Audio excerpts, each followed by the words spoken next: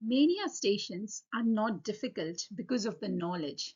They are difficult because you lose control. The patient talks fast, jumps topics, interrupts, and suddenly your structure disappears. In this video, I will show you how to stay in control, navigate the station, and handle even difficult interactions confidently. Most candidates follow the patient's pace. They get overwhelmed, lose their structure, and miss the key mental state examination domains. And that leads to a scattered performance, which leads to loss of marks. In a mania station, your role is not just to assess, it is to contain and guide the interaction. So let's see how to reflect the presentation. The examiners want to see that you recognize mania and adapt your communication. You can say things like, I can see you have got a lot of energy and ideas today. So when you reflect the presentation like this, it shows that you are observing, you are trying to establish the rapport, you are clinically aware about the situation.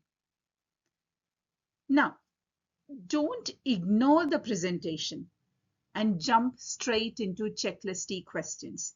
If that happens, the outcome will be a fail. Reflection is not just empathy, it is clinical understanding. So we are trying to show the examiner that, yes, I do understand that this is a symptom or a sign of mania, and I have recognized this from the patient's presentation. Navigating the station is equally important. The biggest mistake in mania station is to let the patient lead completely. So try and set your structure early enough. Say something like, I'll ask some questions to understand things properly, and I may guide us back if needed. Now, during the station, most commonly, what happens in a mania station is the patient goes off topic. So if that happens during the station, gently bring the patient back. Say something like, that sounds interesting. I'll come back to that, but I would like to ask about your sleep first. So gently you redirect to your next domain. So this sort of a redirection is definitely going to give you good marks. So the examiners are looking for control, direction, and prioritization. Now let's understand the communication style in mania. It can be a little different compared to other stations in CASC, but generally it is recommended that you have your tone calm, but at the same time confident enough, and your pace a little bit slower than the patient. Some of the key techniques that you can practice while you practice doing these mania stations would be practice doing gentle interruption.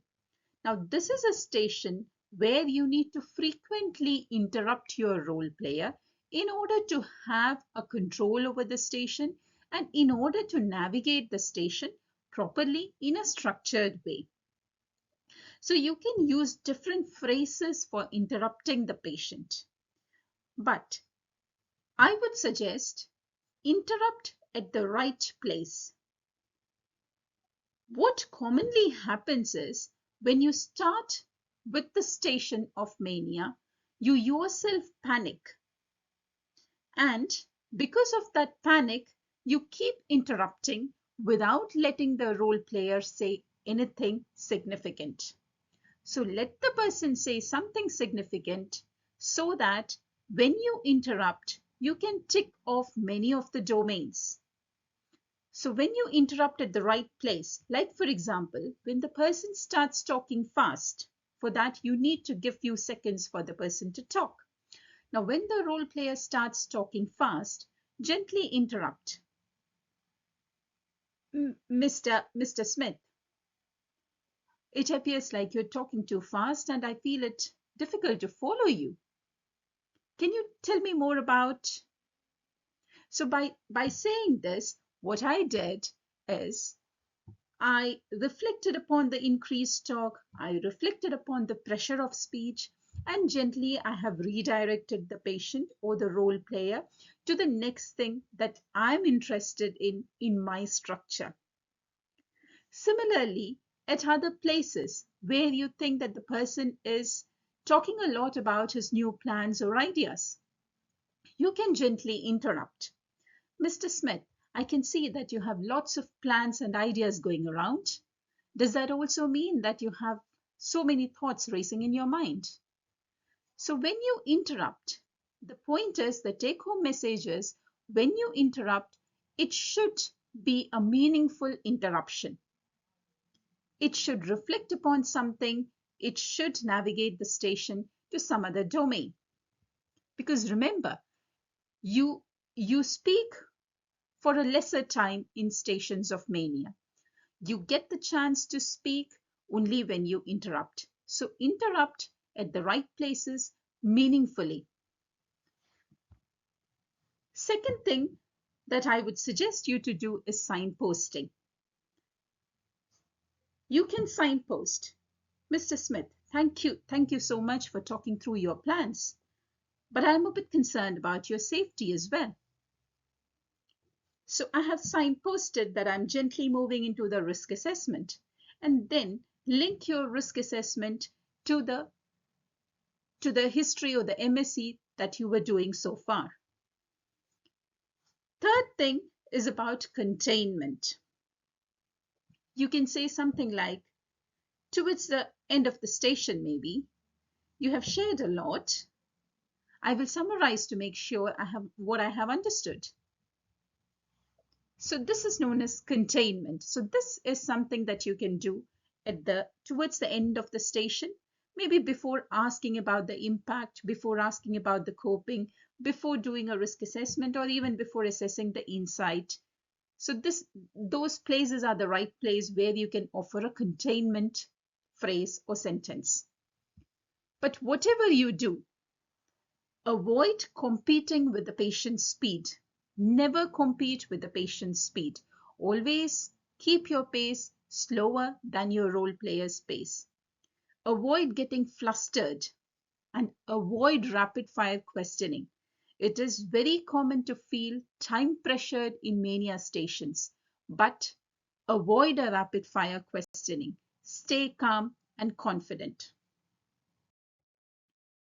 Now, the most important thing which people find very difficult, that is handling personal and inappropriate comments.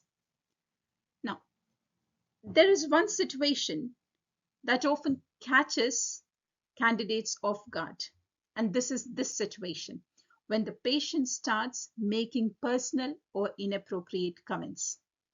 Now, what this can sound like, something like, you look very nice today. Are you married? Let's go on a date. Come dance with me. Or even inappropriate or racist remarks. Remember, they are role playing, they are actors. Don't take these things personally. Don't get offended, don't argue, and don't answer to these questions. You are doing a role play during the CASC stations.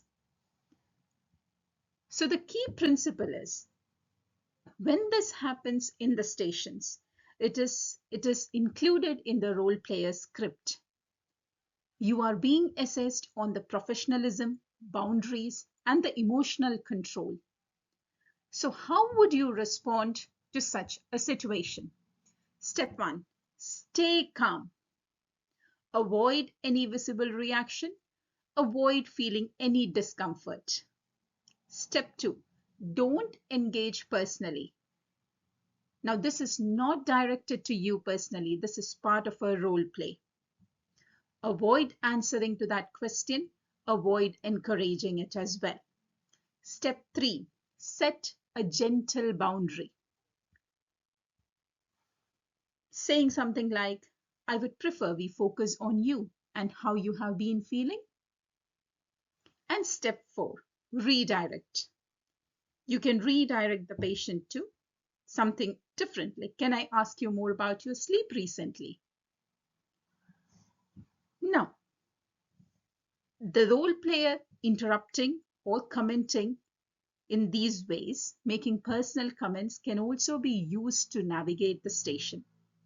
For neutral comments like, you look nice today, you can just move around. Thank you, but shall we focus more upon your problems or what brings you here? So gently redirect once you thank for the neutral comment. But if you stop by just saying thank you, oh, thank you, that sounds nice. So that means you're going to fail the station. So it is nothing, it is not a question for which you are expected to answer personally. Like, for example, if the role player gives you a compliment, like you look beautiful today, a good answer would be, thank you, but I would like to focus on how you have been feeling today. So gently redirect. Now, there can be occasions when the person can be intruding a lot into your personal space, as we discussed, like, are you married? Did you have a nice day yesterday? Did you have a tough day? So were you busy yesterday? Did you have a lot of patience? What the person is demonstrating is a sense of overfamiliarity. So this gives you an opportunity to reflect upon the overfamiliarity and secure one of the Mania criteria. How can you reflect on that? Gently say, Mr. Smith, I think we are meeting for the first time, but it appears like you are more curious about my personal space or my personal life. Can we talk more about, and gently redirect the patient? So this approach can also tick off the overfamiliarity. Now, the same thing applies when the person makes comments like, let's go on a date. How can you respond to that? Respond to, Mr. Smith, I'm here as your doctor to help you. Let's focus on what's been going on for you. So this is gently respecting the boundary. Align with the boundary, keep the boundary, reframe the boundary, and redirect the person back into your task. Sometimes there can be offensive comments as well. And to those offensive comments, you can again redirect the patient back to their own health and their own feelings. So you can gently say, Mr. Smith, we are in a professional discussion. Let's focus on your health and how you have been feeling. If you keep doing this, I won't be able to proceed with the interview and I won't be in the position to help you in the best way possible. So you can respond like this when the comments cross the boundary. For the extremely inappropriate comments, which is difficult for you to accept. Now, what the examiners are expecting. Examiners are not expecting confrontation in this situation. They are assessing your professionalism, how you keep your boundaries, and your ability to stay focused. And this is what you need to demonstrate.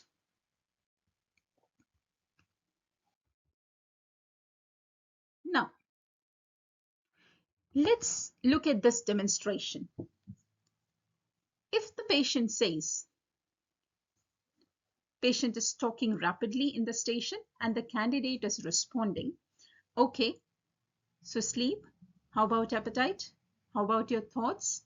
Now see, the candidate is getting flustered. The candidate answers, the candidate loses the structure, the candidate is rushed without having a proper structure.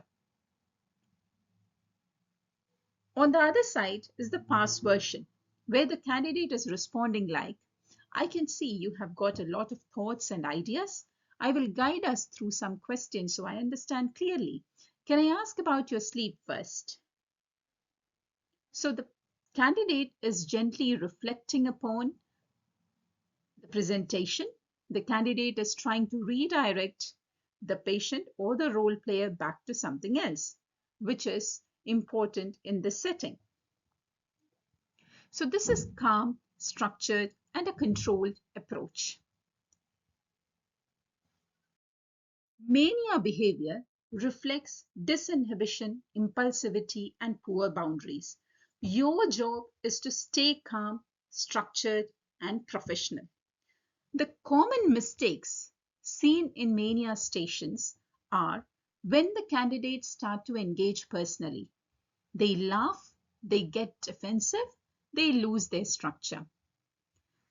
Always remember, mania stations are not about following the patient. They are about leading the interaction, maintaining the boundaries, and staying in control. And this is what gets you the marks. So if you would like to get more stations and more videos relevant to CASC like this one, subscribe for the weekly CASC strategies and real station practice. Thank you and see you in the next video.